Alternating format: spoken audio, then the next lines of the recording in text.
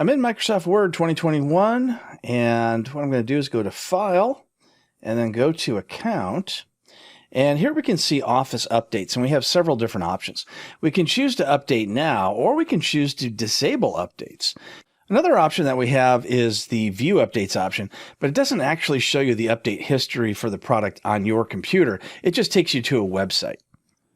And here we can see it's just showing the various different version updates over time. The last option is the About Updates option, which doesn't give us a lot of good information.